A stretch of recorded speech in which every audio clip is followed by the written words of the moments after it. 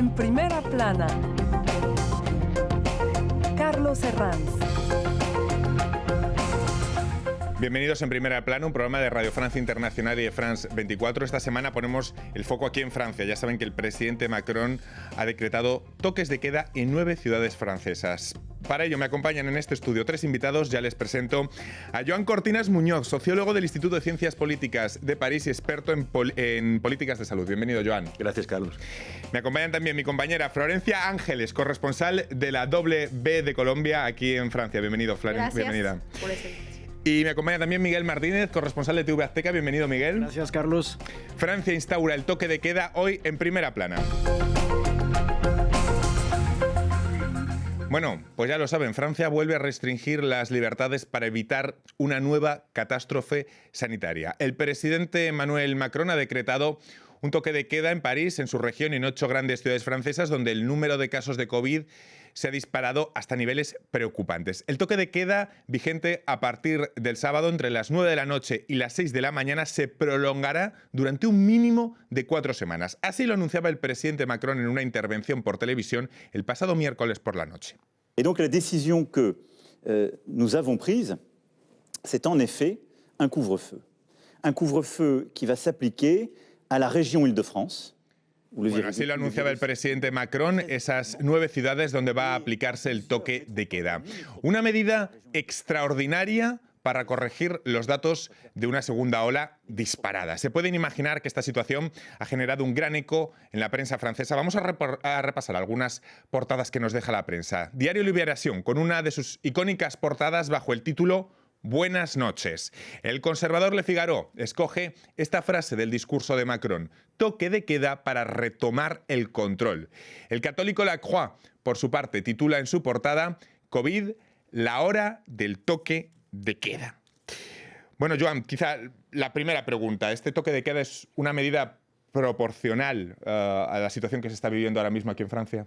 Es difícil responder si es proporcionado o no porque disponemos de muy pocos datos desde la población. Tenemos los datos de contaminación, tenemos los datos de muertos, pero tenemos muchos menos datos sobre cómo han ido las otras medidas, es decir, qué ha pasado, por qué han funcionado, por qué no han funcionado. Proporcional seguramente es muy difícil juzgarlo, ¿no? Y si lo han hecho seguramente es porque tienen sus razones para hacerlo. Para mí el problema se sitúa en otra cuestión que seguramente discutiremos después, que es la estrategia de comunicación que se utiliza para informar a la población, para dar razón de esta medida, como tú dices, extraordinaria y realmente consagrada, dedicada a momentos muy excepcionales. Luego hablaremos de esa estrategia de comunicación, pero cuanto menos lo que vemos ya al presidente salir de nuevo a la primera línea. Hasta ahora veíamos al primer ministro francés y en este caso quizá por la gravedad de la situación. Luego lo comentamos, pero antes me gustaría, Florencia, Miguel, ¿medida proporcionada este toque de queda? Yo pienso que sí, sobre todo cuando vemos, o al menos lo que se ha dicho en las últimas semanas, es que la tasa de incidencia en los jóvenes está aumentando de manera pues importante y justamente es una de las medidas dirigidas a este sector de la población que a veces quizá está un poco más... un poco más ligero, digamos, en las medidas restrictivas, pero también yo creo que se debe de acompañar de otras medidas. No únicamente apostarle al toque de queda, sino también mejorar en esta cuestión de los test. Pienso que también por ahí es una de las fallas que se tiene que corregir, entre otras por parte de la estrategia del gobierno. Miguel. También acompañando lo que dice Flor, es también encontrar este problema que está viviendo hoy en día París, sobre todo con el transporte público, la saturación del transporte público, que no se va a ver impactado por este toque de queda, sino que el transporte va a seguir todo el día. Y en la noche, bueno, la vida nocturna, vamos a decir, de trabajo nocturno, eso va a continuar y eso creo que hay que hacer énfasis en eso porque el toque de queda estará para la población en general, pero todo lo demás va a seguir funcionando, los aeropuertos van a seguir abiertos. Hablo específicamente del lugar donde Rungis, que es donde todos los restaurantes vienen a recibir toda la comida. Eso funciona a las 3, 4 de la mañana, entonces eso no se va a parar. Entonces hay que ver realmente, vamos a ver dentro de 4 semanas cómo está evolucionando la situación del toque de queda. Sobre todo porque el toque de queda, para explicar a nuestros oyentes y nuestros espectadores, viene a ser una especie de confinamiento nocturno. Empieza a partir de las 9 de la noche hasta las 6 de la mañana, vendría a ser un confinamiento nocturno. Es una medida, Joan, que pone en el punto de mira a la esfera privada, a las reuniones familiares, a las reuniones de amigos. Escuchábamos el discurso de Macron el otro día y esa esfera privada era casi el eje troncal de su discurso. Absolutamente. absolutamente. Es decir, como decía Florencia, se ha identificado que uno de los vectores de contaminación son los 18-30 años, más o menos.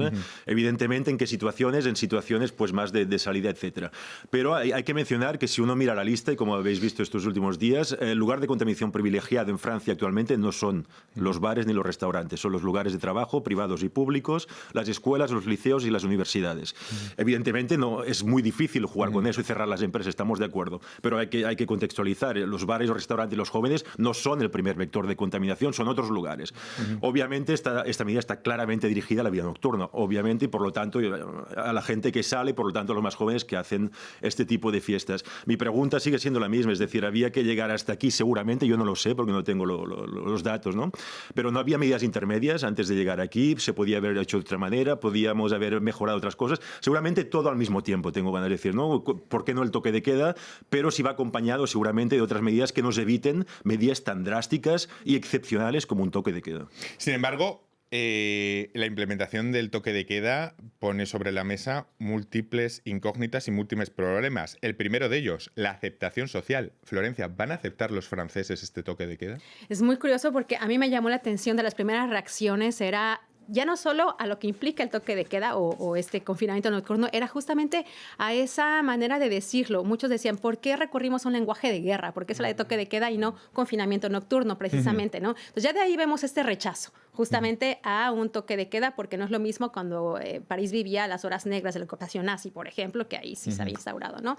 Por hacer un poco de abogado del diablo, en el otro lado hay quienes dicen que si a la población no se le habla con un lenguaje un poco más duro, hay relajación. También. Y yo creo que por eso también se eligió esta palabra, ¿no?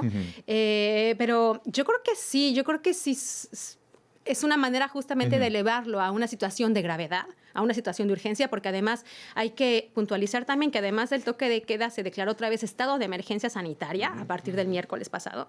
Entonces, están con ese lenguaje, espero que finalmente los franceses comprendan, bueno, no solamente los franceses, todos los que vivimos aquí en Francia, ¿no? Comprendamos la importancia de cumplir las medidas y de la gravedad, porque otra vez estamos a cifras que veíamos al inicio de la epidemia, casi. Miguel, ¿va a ser aceptado socialmente? Vamos a ver, porque a esto también va acompañado la comunicación del gobierno, que vamos a hablar en un momento, y la gente le ha costado mucho entender, porque ha habido una cacofonía, ha habido, vamos a decir, un poco de improvisación por parte del gobierno francés. Llegar hasta estas medidas, como viste, si realmente era necesario. Bueno, yo creo que desde que inició esta crisis hablamos de una segunda ola que va a venir justamente en este periodo, otoño, invierno 2020. Y bueno, y el gobierno tuvo que esperar 7 meses y llegar a una medida drástica sin haber tomado antes unas medidas en el verano, seguir con ciertos confinamientos, ciertas medidas restrictivas para la población. Entonces yo creo que la población hoy en día está un poco... Por ejemplo, para incidir en esas cacofonías, una de ellas, de las más comentadas aquí en Francia, ha sido la doctrina de la mascarilla. Empezamos el verano con una mascarilla voluntaria y luego terminamos con la mascarilla obligatoria. Quizá ese tipo de vaivenes en el gobierno es lo que no ha entendido la población, ¿no? Bueno, y lo vemos también ahorita que van a empezar las vacaciones y entonces una parte del gobierno dice, sí, a la gente, ¿no? Reserven, váyanse. Bueno, ok, reservamos y entonces llevamos el virus de una región a otra, de la alerta máxima a las regiones que no están tan tocadas. Yo creo que sí hay bastantes errores del gobierno y es ahí también que por eso pues la población está no confiando en todas las medidas y a veces diciendo, bueno, ¿de qué sirve que me ponga la máscara, no? Hace 1 mes, hace 2 meses no me la ponía, ahora sí, ¿por qué, no? Joan. Como decías tú, la aceptación de la población pasa por la adhesión a las medidas que están tomadas y eso pasa por 2 vectores esencialmente general. Una, la comprensión, es decir, que la gente comprenda y entienda como racional la decisión que se ha tomado y para eso hace falta mucha explicación que yo encuentro que aún no está ahí. Y el segundo vector justamente es un poco la coherencia, es decir, si tú, como decías antes, ¿no? Dices, no, eso no empezó con la mascarilla voluntaria, empezó con la mascarilla no sirve, sí, que es mucho más grave. Sí. Siguió con las elecciones municipales, ir a votar no hay ningún riesgo. Siguió con la dimisión de la ministra de Salud, la dimisión entre comillas, que luego escribió un artículo en el Le Monde diciendo que era una mascarade, era una comedia lo que había. O sea, ha habido muchos problemas de incoherencia, ¿no? dentro de la comunicación política y eso genera un problema muy serio, yo creo que va a durar bastante tiempo, de adhesión a todos los mensajes del presidente y de su gobierno, ¿no? Es verdad que es una situación a veces de cacofonía. Estamos hoy nombrando al gobierno francés porque es el tema que nos convoca, pero que se está viendo casi en todos los países. Es decir, en España, con un gobierno de signo político distinto, pues también hay mensajes incoherentes. Lo estamos viendo en México en también, sí, sí. O sea, en varios puntos de América Latina finalmente estábamos viviendo esto y finalmente yo creo que lo triste es que no se aprenda de los errores, ¿no? Llevamos ya con este virus varios meses. Yo creo que el gobierno ahora puede ser claro y decir, ok, cometimos estos errores de comunicación, las cosas están así, pero mientras no explican las cosas claras, la gente, la verdad es que no va a tomar en serio las medidas. Y luego está el problema de la logística. Claro, se impone un toque de queda y a partir de ahora se vuelve, digamos, al sistema del confinamiento a través de atestaciones que permitirán salir a la calle durante ese periodo en el que no se puede por motivos de causa mayor, problemas de salud o bien por motivo laboral. Y si no, multas. Claro, el gobierno no puede tener un policía en cada calle para comprobar el toque de queda. ¿Va a ser lo suficientemente disuasorio las multas para respetar el toque de queda? Ayer hablaba el ministro del Interior que ponen 12.000 policías extras dedicados exclusivamente a seguir el respeto del toque de queda. Evidentemente estamos en lo mismo. Sería mucho más sano si la gente adheriera a la medida, es decir, que se hubiera habido todo un trabajo de explicación, de pedagogía, que la gente dijera no tuviera necesidad de salir a la calle. Va a ser suficiente. Yo creo que la gente va a respetar el toque de queda, con lo cual me parece que 12.000 policías más los habituales es posible que sea suficiente, ¿no? No es el primer toque de queda que se hace en Francia durante estos meses, que es algo que la población a veces no sabe. Por ejemplo, en el departamento de la Guyana, durante este verano, se hizo un toque de queda de similares características y se consiguió reducir las cifras de contaminaciones. No sé, el otro día Macron hablaba de ese ejemplo, ¿no?, para emular un poco lo que ha pasado en Guyana. Yo creo que yo creo que en Guyana fue mucho más estricto de lo que estamos viviendo en París o lo que vamos a vivir a partir de este fin de semana. Y después regresando también con el tema de la comunicación, o sea, yo creo que la gente en un inicio va a tener, porque el gobierno así es, nos dice que durante los primeros días va a haber pedagogía para el toque de queda. Entonces dices, bueno, o sea, ¿empezamos o no empezamos? El primer fin de semana que va a ser seguramente va a haber mucha gente que va a salir, estoy seguro. Y bueno, no los van a multar todavía y será hasta dentro de una semana o semana y media que van a realmente meter la medida de multar a la gente. Sí, y ahora además hay en caso de reincidencia una multa que es más importante e incluso 6 meses de prisión. A lo mejor y eso les da un poco de miedo, no lo sé. Vamos a hacer una breve pausa en este momento y a vuelta vamos a intentar comparar un poco Francia con la situación de los otros países europeos del entorno de Francia. Será en unos instantes aquí en Primera Plana. Hasta ahora.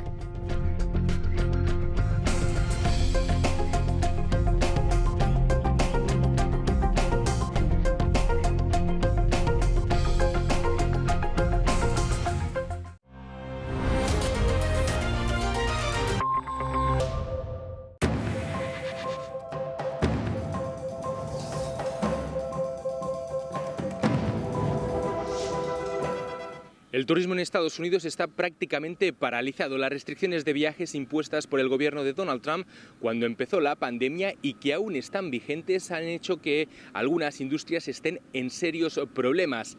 Las aerolíneas, que se vieron obligadas a cancelar la mayoría de sus rutas, poco a poco intentan volver a la normalidad a medida que se reabre la economía, pero no hay viajes de negocios ni vacaciones y hay miedo a volar por la posibilidad de contagio. Así que en el país norteamericano ya se han anunciado más de 40.000 despidos en American Airlines, Delta y United. La Administración de Estados Unidos ha impulsado un paquete de estímulo económico para estas empresas. En total se van a destinar más de 25.000 millones de dólares con un objetivo principal: evitar los despidos masivos. Sin embargo, expertos financieros advierten que el sector turístico está viviendo una crisis sin precedentes y es muy probable que incluso algunas aerolíneas se vean obligadas a desaparecer ante la incapacidad de llevar una operación empresarial que no está funcionando a pleno rendimiento.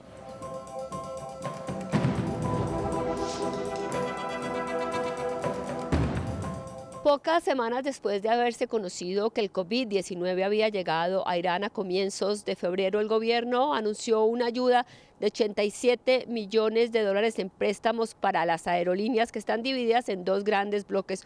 Unas son muy pequeñas, que cubren las rutas nacionales que, aunque han estado abiertas, se han reducido en su transporte un 50% en los últimos meses, y las otras dos son las dos grandes aerolíneas, una pública, que es Iran Air, y la otra privada, Mahan Airways, que son las que cubren las rutas internacionales desde Irán y que han sido las más afectadas, pues si bien algunas de esas rutas se han abierto, el tránsito es muy poco y se dice que se ha reducido un 91% en el transporte de pasajeros, lo que hace aún más crítica la situación de estas aerolíneas que vienen desde hace años siendo afectadas por las sanciones económicas a las que está sometida Irán.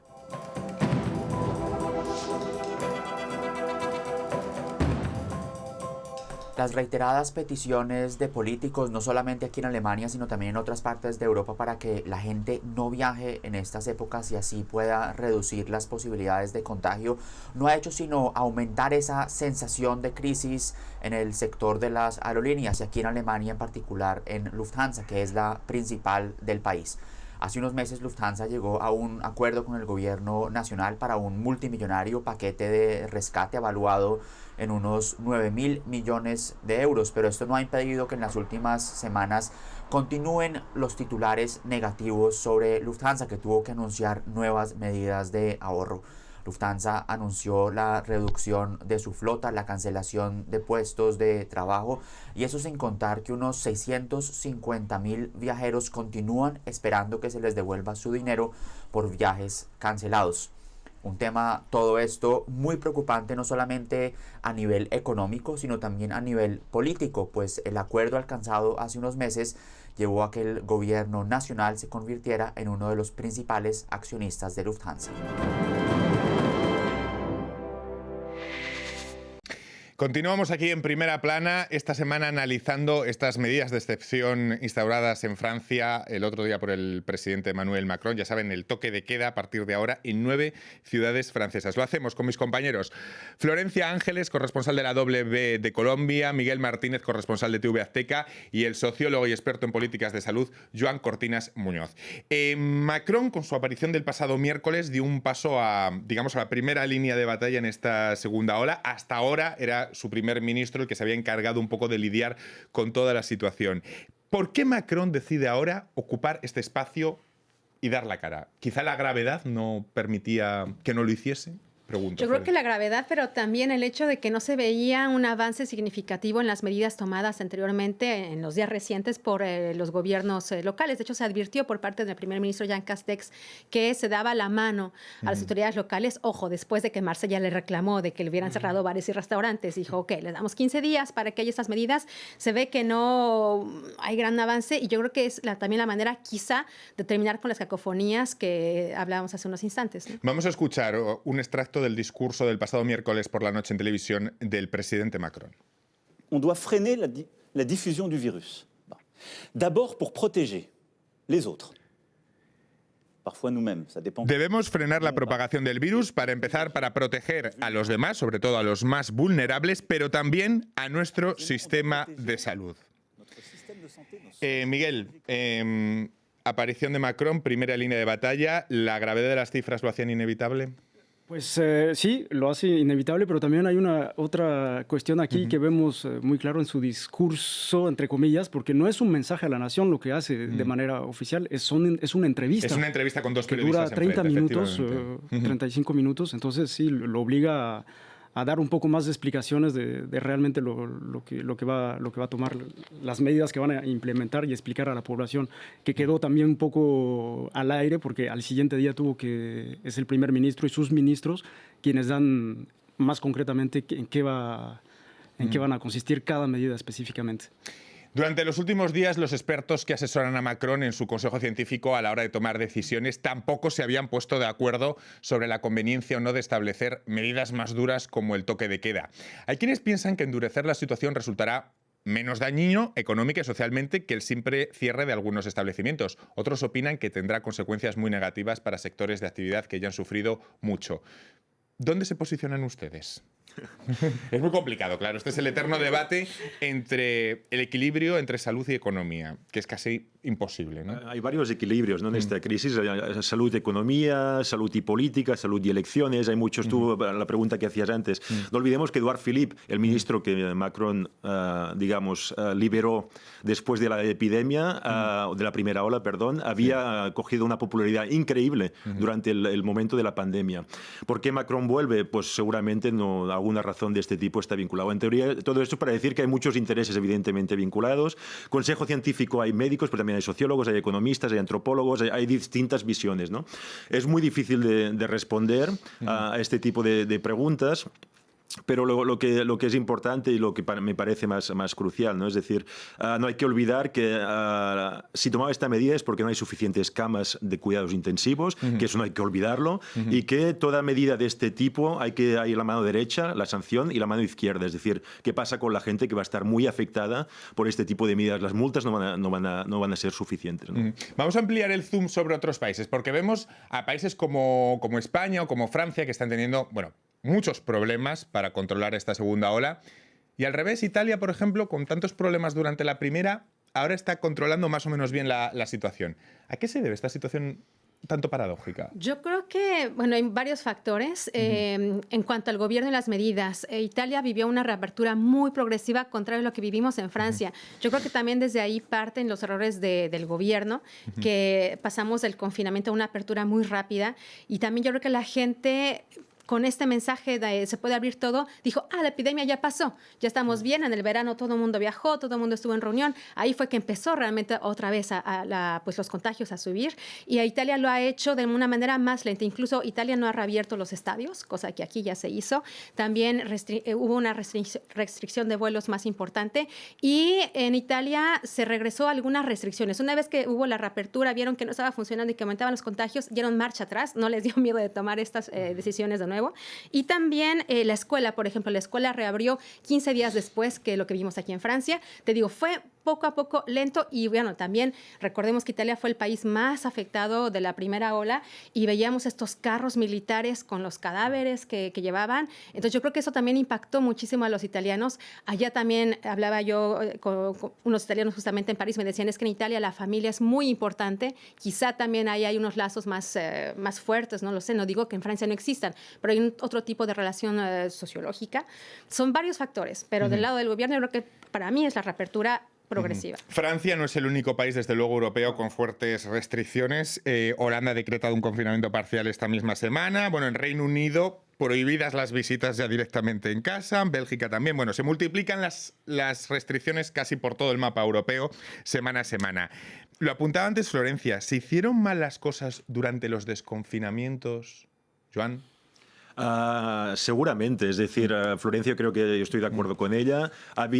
Pasamos de un confinamiento pues muy estricto a, bueno, ya todo se abre, todo el mundo puede viajar con esa contradicción o disonancia cognitiva de nuevo, viajen, no hay ningún problema, vayan de vacaciones, aunque sea en Francia, ¿no? Pero entonces se hizo para mí tal vez demasiado rápido, pero eso aún yo creo que es muy difícil acusar a cualquier gobierno, como tú dices, sea del signo que sea, claro, porque es un aprendizaje, pero ahí está para mí lo que tendría que ser también un tono de comunicación, es decir, estamos aprendiendo, bueno, pues decir lo que estáis aprendiendo, que hemos aprendido, porque seguramente han aprendido cosas, nos hemos equivocado, no hay ningún problema, es normal, esa pandemia no la hemos vivido, pero esa humildad, no sé cómo explicarlo, esa pedagogía, esa humildad quizá ese tono pedagógico, ese tono sí que lo ha tenido Angela Merkel, ¿no?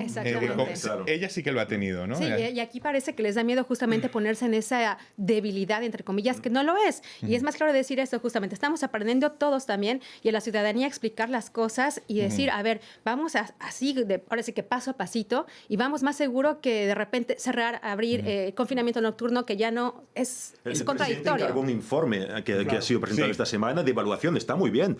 Pues muy bien, presenta el informe, que este señor, el epidemiólogo, presenta el informe que haya, pues eso es lo que hay que hacer, ¿no? Decir, bueno, estamos aprendiendo, nunca hemos gestionado este tipo de riesgos, estamos aprendiendo, y lo que hemos aprendido hasta ahora aquí, lo que no sabemos es eso, y eso nos obliga a tomar medidas de tal tipo, ¿no? Es un poco en ese tono que me parece que hay que... que el gobierno, no tanto con el periodo de confinamiento, sino también creo que no aprendieron de una cuestión que pudo haber sido crucial para el gobierno francés sobre el sistema hospitalario. Hoy a 7 meses de todo lo que sucedió en la primera fase de esta crisis, hoy el sistema hospitalario sigue saturado, no hay contratos, están saturados otra vez por COVID y bueno, no han hecho ningún anuncio de mayores presupuestos, mayores contratos. ¿Qué va a pasar con los sistemas de urgencias? Que también no hay que recordarlo y decirlo con todas sus letras, no nada más es COVID. Hoy en día el sistema hospitalario parisino está casi al 50% de saturación únicamente por coronavirus. Y el resto son enfermedades crónicas que no se han curado o que no se curaron, por ejemplo, durante el confinamiento. Entonces... Sí. Macron dijo en su intervención televisiva que debemos acostumbrarnos a vivir con más o menos restricciones, por lo menos hasta el verano boreal, el verano aquí francés del hemisferio norte de 2021. Casi un año más como poco. Claro. ¿Creen que socialmente, y me dirijo al sociólogo ahora, ¿creen que socialmente hemos empezado a integrar que el virus ha venido para quedarse y que quizá nos hemos estado autoengañando, quizá en los primeros meses, pensando que el horizonte cercano era eso, un horizonte cercano que en realidad era imaginativo? Seguramente, y es sano que nos autoengañemos porque lo que estamos viendo es muy duro. Claro. Entonces es casi de lo humano, ¿no? De supervivencia, ¿no? Y bueno, estamos en una sociedad muy tecnológica, muy científica, donde podemos hacer cosas increíbles. Pues la gente forzosamente cree que una vacuna no debería tardar. Evidentemente los expertos dicen que como pronto en el verano de 2021, ¿no? Pero socialmente me parece importante insistir en el hecho de que la sociedad no es homogénea, de que hay gente que está sufriendo mucha más que otro. Estamos pensando en el couvre-feu, en el toque de queda actual, los Deliveroo, los Uber, toda esta gente que está al margen del mercado de trabajo, pero que está ahí, esta gente va a sufrir mucho más. Entonces, en ese sentido, que me parece importante insistir que el gobierno también tendría que tener en cuenta todas esas diferencias de las medidas que se toman, que no impactan a todo el mundo por igual, ¿no? Ya hemos criticado a los políticos, pero hagamos un poco de crítica social. El temor de las autoridades y el motivo principal de las restricciones que ha anunciado Macron es que este ritmo, como comentaba mi compañero Miguel antes, el sistema hospitalario vuelve a acercarse al colapso. ¿Hay conciencia social de la importancia de este punto? ¿O todavía no somos conscientes o no hemos emitido las imágenes, a lo mejor los medios que deberíamos haber emitido de una forma más fuerte y más contundente para explicar qué es ese colapso socialmente? ¿Hay una conciencia social o todavía no existe? Yo creo que todavía no en la mayoría de la población, y realmente a mí es lo que también me gustaría puntualizar, es muy fácil criticar al gobierno y decir debería de hacer, no debería, pero también uno como ciudadano no podemos tener un policía atrás de nosotros que nos diga, ay, ¿qué crees? No traes tu máscara, ¿no? Tu cubrebocas, ay, no te lavas las manos. O sea, tenemos que tomar esta conciencia realmente de la responsabilidad y ser menos egoísta, porque quizá hay gente que dice, bueno, a mí ya me dio el coronavirus, ¿para qué traigo la máscara? ¿No? Bueno, pues porque aún no se sabe todavía y puedes contagiar a otros, quizá recontagiarte. O no sé, también esta cuestión de, había hace unos días un debate también por lo mismo y decían, bueno, dejen que los jóvenes se contagien entre ellos y déjenlos vivir. Pues sí, el problema es que después llegan justamente a los papás, a los abuelitos que no tienen las mismas condiciones y que llegan a estas camas de reanimación. Y también yo creo que hay una desvalorización por parte hacia el trabajo de los enfermeros, de los doctores, que están al borde, que no se ha justamente mejorado la situación, como decía Miguel, y yo creo que no hay esta conciencia, yo creo que hay bastante egoísmo. El gobierno francés, de hecho, desde el verano sí que viene apelando el primer ministro Jean Castex a la responsabilidad, pero da la sensación que hasta que no llegan las medidas coercitivas, en realidad no se corrigen la situación. Esa dicotomía entre llamar o apelar a la responsabilidad, pero sabiendo que hasta que no llega la medida, no llega la multa, no llega la medida coercitiva, no se corrige la situación, ¿no? Pero es cierto también que es difícil, insisto mucho en la cuestión de la comunicación, lo vimos en París y en otras ciudades, de por ejemplo cuando impusieron la mascarilla voluntaria o empezaron a poner mascarillas obligatorias en ciertas zonas de París. Entonces ibas en una calle... mascarilla, cruzar la calle, no mascarilla. Entonces eso crea mucha confusión en la población. Claro. También es cierto, y hay que decirlo con todas sus letras, la cuestión social, la gente, fue impresionante después del confinamiento de todo el mundo a la calle, a los bares, en el río Sena, la gente reunidas. Entonces creo que debe haber una conciencia y posiblemente ahora que llegan las fiestas de fin de año, ahí se puede tomar una conciencia si nos ponen mayores medidas restrictivas y que no puedas ir a ver, por ejemplo, a tu familia. Entonces, a lo mejor así podrá tomar conciencia un poco la población francesa. Pues ya ven, señores, en qué situación nos encontramos aquí en Francia, yo diría en casi toda Europa con esta segunda ola. Muchísimas gracias a los tres, ha sido un placer tenerles hoy en Primera Plana. Y a todos ustedes, aquí les esperamos la próxima semana en Radio Francia Internacional y France 24. Hasta entonces, gracias.